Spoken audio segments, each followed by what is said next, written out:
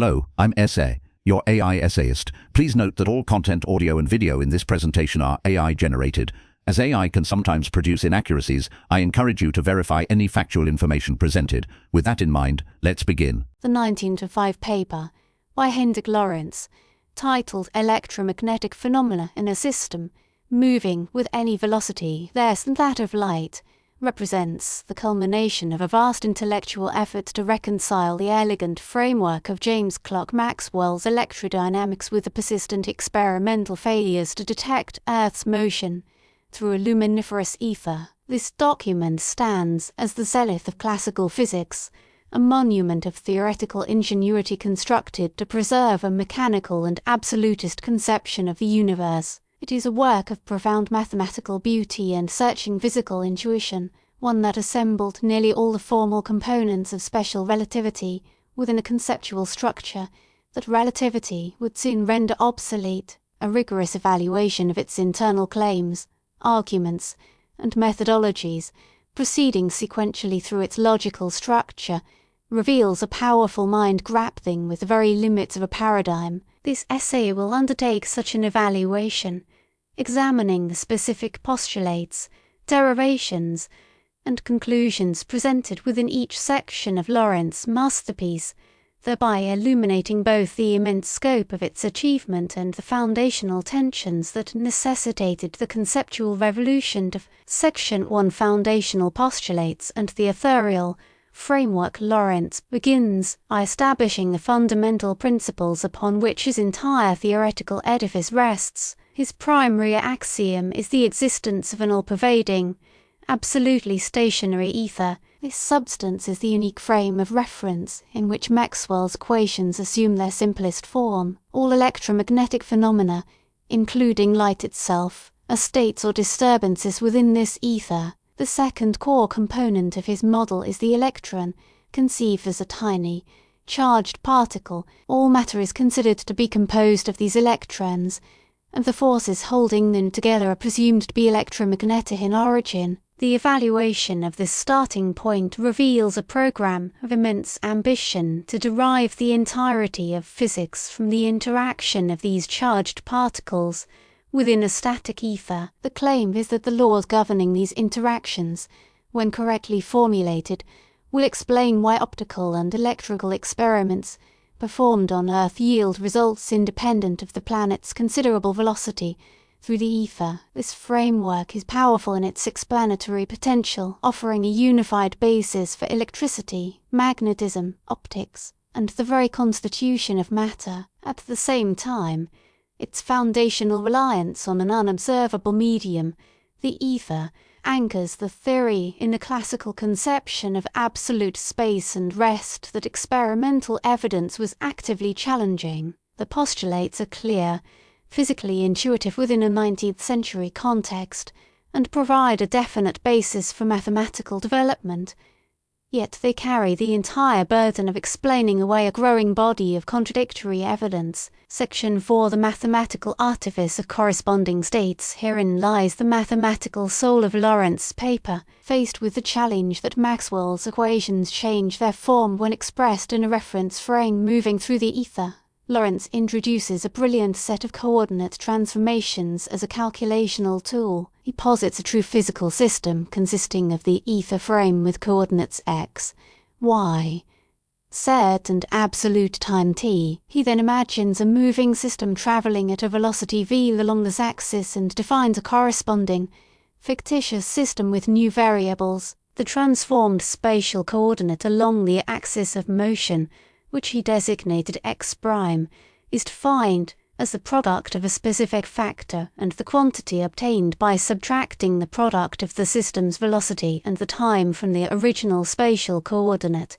This factor, which would later be known as gamma, is itself a function of velocity, given by 1 divided by the square root of the quantity 1 minus the square of the ratio of the system's velocity to the speed of light. The transverse coordinates I' and Z' are set equal to the original y and z coordinates. Crucially, he introduces a new time variable, which he calls the local time or t'.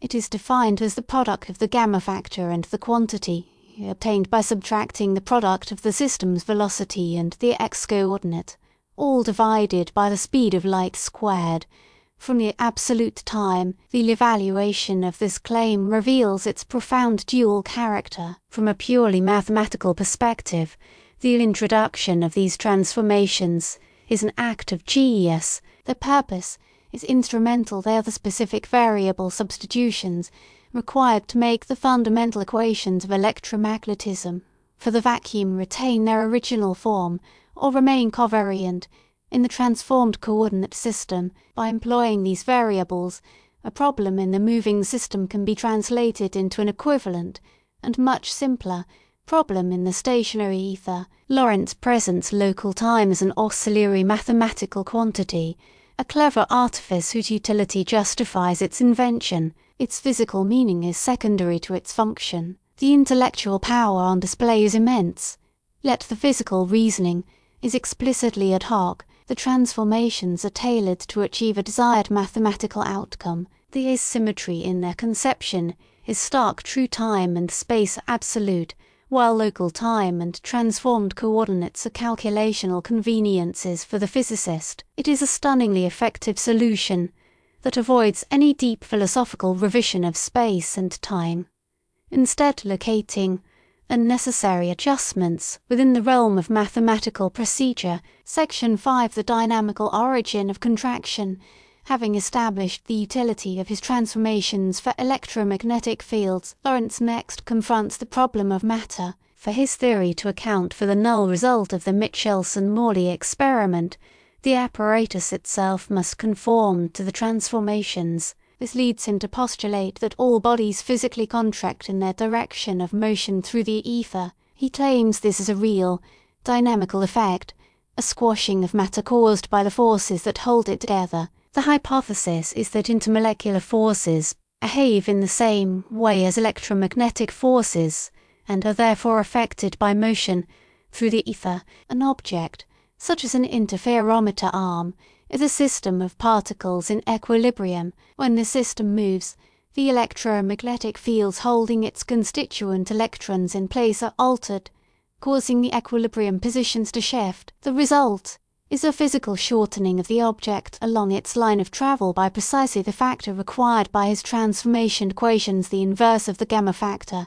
An evaluation of this argument highlights the essence of the Lorentz program. The contraction is a physical consequence, causal mechanism rooted in the ether. It is an explanation designed to save the appearances, providing a concrete reason for the failure of experiments to detect our motion. The claim is plausible within his framework, logically consistent with the postulate that all forces are ultimately electromagnetic. It reveals a deep commitment to a mechanical causal worldview. The universe conspires to hide its own absolute reference frame from us through real physical deformations of our measuring instruments. This, while elegant, has the contrivance that happens exactly the right allowed to perfectly conceal the ether, and a coincidence that a certain kind of philosophical mind might find.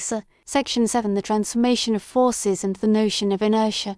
The section extends the analysis from kinematics to dynamics, investigating how forces on electrons transform between the stationary and moving frames. Lorentz derives the expression for the electromagnetic force acting on a charged particle within the moving system. The resulting formula is complex, differing from the simple expression valid in the ether frame. It contains terms that depend on the particle's velocity relative to the moving system, modified by the gamma factor and the velocity of the system itself through the ether. A critical evaluation of this derivation uncovers the genesis of what would become relativistic dynamics. In his effort to maintain the form of the equations of motion, Lorentz discovers that the concept of mass must be revised. The force required to produce a given acceleration is different depending on whether the force is applied parallel or perpendicular to the direction of the electron's motion through the ether. This leads him to propose two distinct kinds of mass.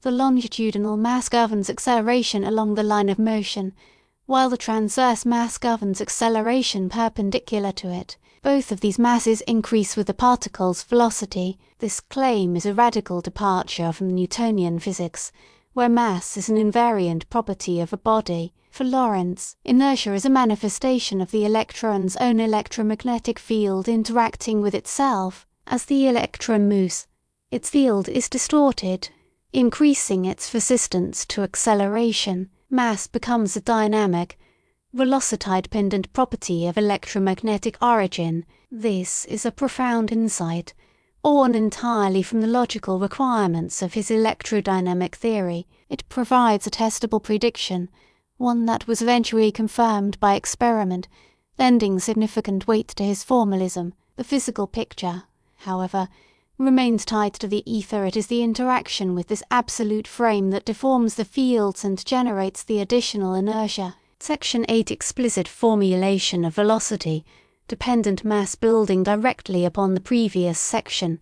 Lorentz provides explicit formulas for the longitudinal and transverse mass of an electron. He confirms that for an electron to remain stable, it cannot be a rigid sphere as he had previously considered in earlier work. It must be deformable, contracting in the direction of motion precisely as he had postulated for macroscopic bodies. Under this assumption, he derives the longitudinal mass as the product of the rest mass and the gamma factor cubed, and the transverse mass as the product of the rest mass and the gamma factor. This section solidifies his claim that inertial mass is an electromagnetic phenomenon. The evaluation of this argument shows Lorentz at the height of his powers. He is willing to modify the fundamental properties of his basic particle, the electron, to ensure the internal consistency of his theory. He is developing a complete and coherent model of a deformable electron whose mechanical properties are entirely determined by its electrodynamics.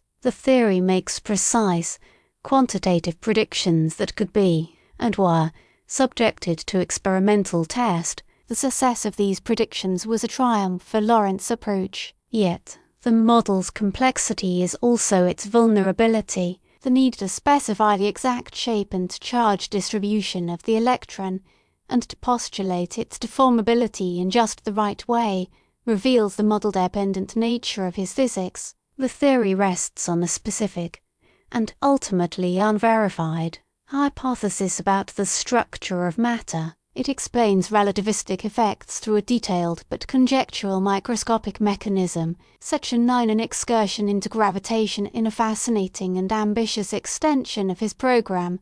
Lorentz attempts to formulate a theory of gravity consistent with his electrodynamic framework. He speculates that gravity, like electromagnetism, might propagate through the ether at the speed of light. He develops a model where gravitational force is subject to similar transformations as electromagnetic forces. He proceeds to calculate the consequences of such a theory for planetary orbits, specifically for the anomalous perihelion precession of Mercury. This claim represents the farthest reach of the Lorentz program, the unification of all known forces under a single ether-based, electrodynamic model. The evaluation of this section, however, reveals the limits of his approach. After a series of complex calculations, Lorentz finds that his theory does predict a precession for Mercury's orbit. However, the predicted value is incorrect. It fails to match the observed astronomical anomaly. This failure is deeply instructive. It demonstrates that a straightforward application of his successful electromagnetic formalism to the problem of gravity is insufficient. The attempt, while bold, highlights the specialized nature of his theory. It was a framework exquisitely tuned to solve the problems of electromagnetism and motion, but its core assumptions did not generalize to explain gravitation. This section serves as an unintentional demonstration of the theory's boundaries, a hint that a more fundamental revision of physical principles, beyond the specific dynamics of the electron, might be required to achieve a truly universal physics. It is a moment of intellectual honesty, where the reach of a great theory is tested and found wanting. Section 10 conclusion and remaining problems. Lorentz concludes his paper by summarizing its remarkable achievements. He has constructed a theory that, by postulating a stationary ether, physical length contraction, local time, and a deformable, velocity-dependent electron, can account for the failure of all experiments to date to detect any influence of the Earth's motion. The theory provides a complete and coherent explanation for all known electromagnetic and optical phenomena in moving bodies up to the second order in the ratio of the system's velocity to the speed of light. However, with characteristic intellectual integrity, he also acknowledges an outstanding problem: his model of the deformable electron, while necessary for the theory's consistency, is not itself stable based on electromagnetic forces alone. To prevent the electron from flying apart due to the repulsion of its own charge, he is forced to postulate the existence of an additional, non-electromagnetic force of unknown origin. This admission is a crucial point for evaluation. It reveals an internal tension at the very heart of his unified program. Having set out to explain everything in terms of electromagnetism, he finds that he must invoke a new, ad hoc force to hold his fundamental particle together. It is a crack in the foundation of the magnificent structure he has built. This final point underscores the character of the entire 1905 paper. It is a theory of immense phenomenological success, achieved through a series of brilliant but specialized hypotheses designed to preserve a classical worldview. It pushed that worldview to its breaking point. In a final analysis, Hendrik Lorentz' 1905 paper is a work of towering intellectual achievement. It presents a complete, mathematically rigorous, and experimentally successful theory that provides the correct transformations for space, time, and electromagnetic fields. The evaluation of its internal claims reveals a mind committed to a physical, causal explanation for phenomena, deriving relativistic effects from the detailed dynamics of matter interacting with a background ether. The work's ultimate significance is paradoxical. In the process of constructing the most sophisticated defense of the classical ether concept, Lorentz forged the mathematical tools that would enable its overthrow. He provided the full orchestra and the complete musical score,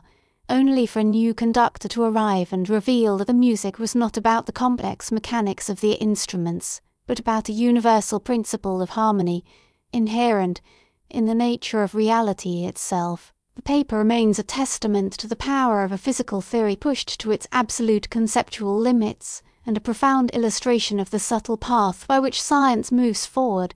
We really appreciate you tuning into this AI-powered presentation.